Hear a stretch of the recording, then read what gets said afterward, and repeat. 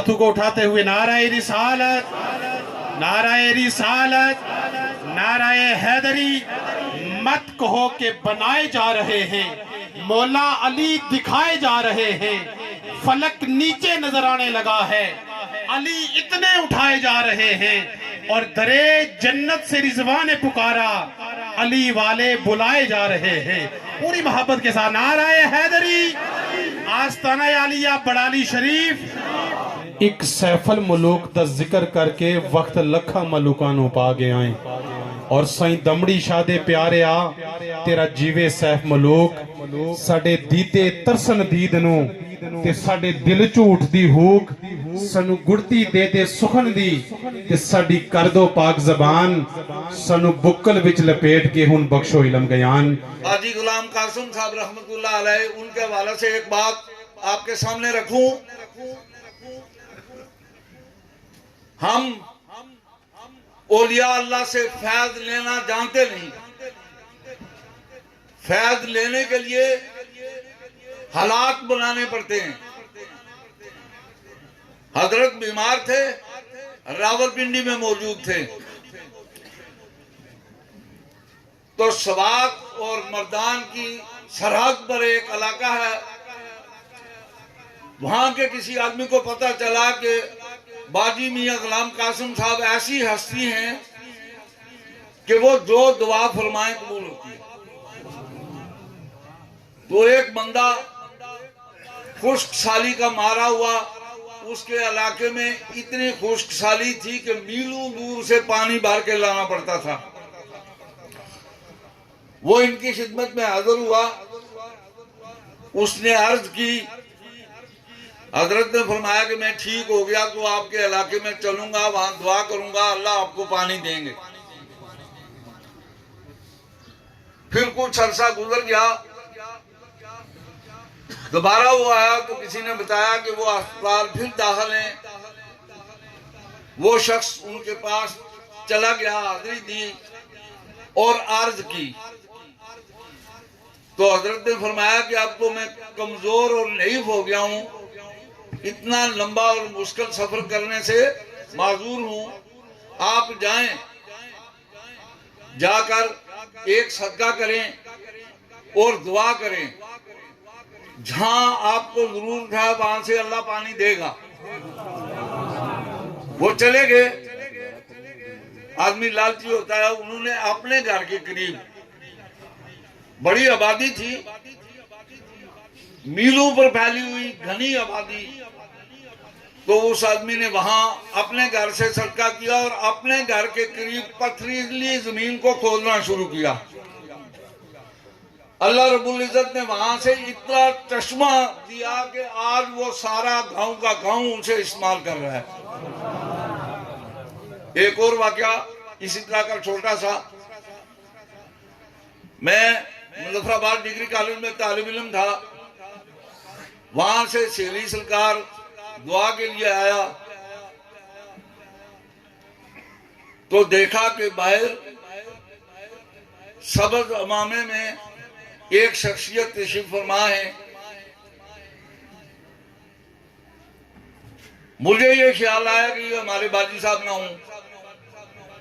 मैं पास चला गया, एक आदमी गुजरते हुए सड़क पर से आ गया, उसे चादर रखी हुई थी, गर्मियों का मौसम था, बाजी साहब कश्मीर से ग्रेस से वापस तशरीफ लाए थे। वो इनके पास आके बैठ गया, सलाम करके इनके सामने बैठ गया। बैठकर उसने अपनी चादर के नीचे से सितार निकाली और बजाना शुरू कर दी। इसी अरसे में वहां एक बड़ा आदमी था, उसने सितार वाले आदमी से दरखास्त की कि आप मेरे बेटे की शादी में आ जाएं तो मैं आपको 1 लाख रुपया इनाम दूंगा सितार बजाएं को। किसी ने कोई जवाब नहीं दिया था। उस आदमी ने बड़ी मोटी गाली देके ये कहा कि तू मुझे समझता क्या है, तूने मुझे मिरासी समझा है। मैं तो इस आदमी में नूर देख के इसके पास आया था, मैं तो इसके पास आया, तुम क्या बुलाओ, क्या समझते हो अपने आप को। तो इस तरह के वाकयात मैंने अपनी आंखों से देखे हैं जो आपसे शेयर किए मैंने। रब्बिल आलमीन, बहुत ही काबिल एहतराम स्टेज पे तशरीफ़ फरमा मोहतरम बाजी साहब और दीगर सियासी उम्मीदीन, मेरे भाई रहनुमा और आप सबको अस्सलाम वालेकुम। बड़ाली शरीफ के साथ जो एक वालिद साहब का जो एक ताल्लुक़ और रिश्ता था वो किसी से ढका छुपा नहीं। मैं बस जो है वो चंद गुज़ारिशात करके आपसे इजाज़त लूँगा। मैं बाजी साहब को ये यकीन दिलाता हूँ कि जो ताल्लुक़, रिश्ता, अकीदत, मोहब्बत, उसके बाद अदब और एहतराम जो वालिद साहब का जो आपके लिए, आपके जो है वो इस आस्ताने के लिए था, वो इंशाल्लाह वो हमारी सूरत में, मेरी सूरत में और मेरी तमाम तर टीम की सूरत में वो आपके साथ कायम रहेगा। और हम उम्मीद करेंगे कि जिस तरह हमेशा जो है वो आपने दस्ते शफ़क़त हम पर रखा, बिल्कुल उसी तरीके से आप हमारे ऊपर दस्ते शफ़क़त वो रखेंगे। मैं एक जनाजा हो गया है, हमारे एक भाई हैं जवान, उनका जो है वो इंतकाल हुआ है, तो मैंने उसमें जाना है।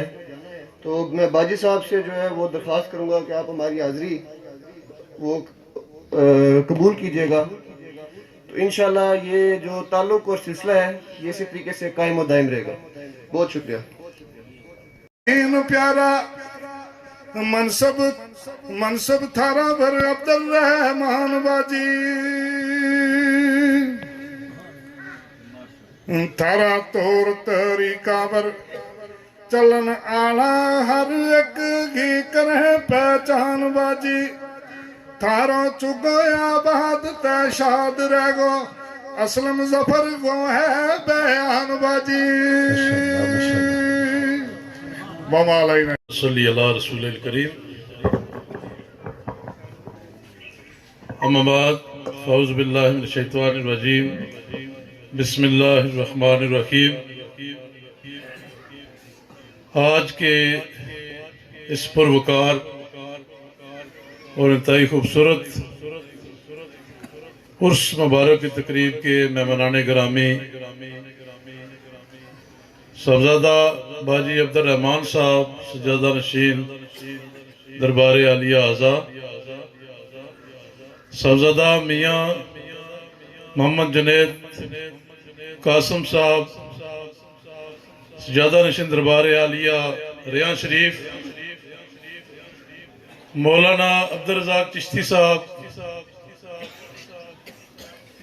उम्मीदवारान असम्बली चौधरी रशीद वानिया साहब, चौधरी इब्रार एडवोकेट साहब और हमारे मेहमान पुंछ की दस्ती से आए हुए हमारे मेहमान प्रोफेसर असलम जफर साहब, डॉक्टर गुलाम हुसैन अफाकी साहब, चौधरी सदीक कमर एडवोकेट साहब, स्टेज पे बैठे हुए जितने भी हमारे उलमाए कराम हैं और बिलखुसूस अल्लामा शायद मुतज़िल्ला अलैह साहबजादा मुफ्ती मोहम्मद हुसैन चिश्ती साहब अब्बास पर, जिनको आप सुन भी चुके हैं। यहाँ स्टेज पर बेशुमार साहबजादगान, वकला हज़रात, उलमाए कराम, कुरा हज़रात और मस्जिद मेहमानाने गिरामी तशरीफ़ फरमा है। मैंने अगर सबका नाम लिया तो आप किबला साहबजादा जुनैद कासम साहब, साहबजादा अब्दुल रहमान साहब को भी नहीं सुन सकेंगे और मौलाना अब्दुल रज़ाक चिश्ती साहब ने भी अभी बात करनी है और दुआ का वक्त बिल्कुल करीब है।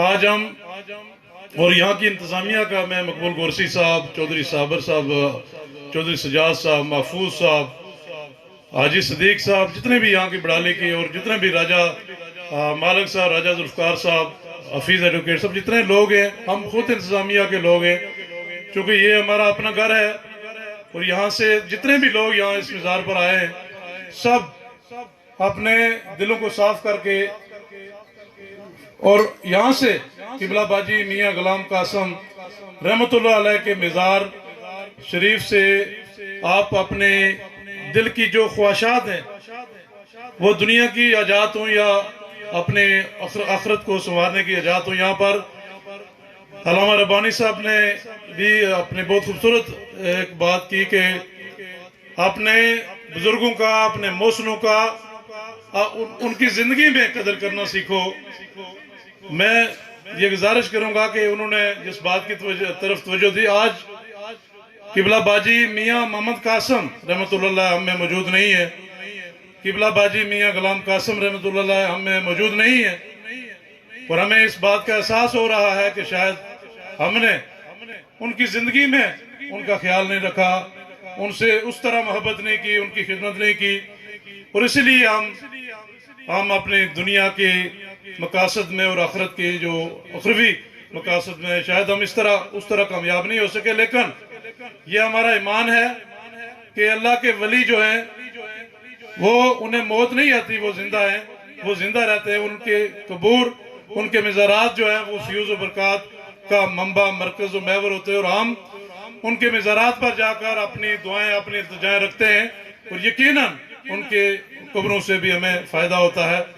इसी तरह आज जिन बुजुर्गों का उर्स मुबारक है वो एक अजीम रूहानी शख्सियत थी, और वो उनका तल्लक सिर्फ कोटली के साथ नहीं है, उनका तल्लक वादी नीलम के साथ, कागान के साथ, गनेला शरीफ के साथ, बटकर शरीफ के साथ, और तकरीबन मुजफ्फराबाद नीलम से लेकर बालाकोट से लेकर बिम्बर तक उनके चाहने वाले, जानने वाले मुरीदैन, और यहाँ पर उसमें भी पुंछ से लेकर मुजफ्फराबाद से लेकर बहुत सारे लोग मस्जिद में मौलाना ग्रामी यहाँ तशरीफ लाए। हम उनको भी खुश आमदीद कहते हैं, और हमारी ये दुआ है कि अल्लाह ताला इन जो मज़ारात की इस रौनक को बाहर रखे, और ये जो सादगान हैं इनको भी अल्लाह ताला हमारे लिए बरकत का, हमारे लिए फ्यूज व बरक़ात का सबब बनाए, और यकीनन ऐसा ही होगा। तो मैं यहाँ पर आपके दरमियान रूहानी शख्सियात की मौजूदगी में और मौलाना अब्दुल रज़ाक चिश्ती साहब की मौजूदगी में ज्यादा वक्त नहीं लूंगा। मैं एक बार फिर जो हमारे मेहमान करें ताकि मैं उनसे गुजारिश करूं, नाराए तकबीर, हाथों को उठाते हुए नाराए रिसालत। अक्सर ये देखने में आता है कि हम जब नारा लगाते हैं तो हम हाथ उठाने में शायद ये समझते हैं कि हमारी इज्जत में कोई कमी वाक़या होती है। याद रखें, इस दुनिया के अंदर इज्जत उसी की हुई है जिसने मोहम्मद अरबी के नाम की इज्जत की है, और जिसने आपके नाम की इज्जत की है, अल्लाह की जात ने उनका नाम इतना बुलंद किया है, इतना बुलंद किया है कि 4 दांगे आलम के अंदर उनके नाम के झंडे गाड़े गए हैं। पूरी मोहब्बत के साथ हाथों को उठाकर, पूरे जज्बे के साथ, पूरे बलबले के साथ इस बात का सबूत देना है कि जो आशिक रसूल होता है वो नबी के नाम की खातिर अपनी इज्जत को, अपनी हुर्मत को, हत्ता कि अपनी जान को भी कुर्बान करने के लिए तैयार रहता है। नाराए रिसालत, इश्क मुस्तफा से हमें जो हटाएगा, हमारा एक एक नौजवान उसे ये बतलाएगा कि काफिलाए अहले सुन्नत का एक ये भी असूल है कि गुलामी रसूल में मौत भी कबूल है। नाराए रिसालत, ताजदारे खत्मे नबूवत, ताजदारे खत्मे नबूवत, ताजदारे खत्मे नबूवत, आस्ताने आलिया बड़ाली शरीफ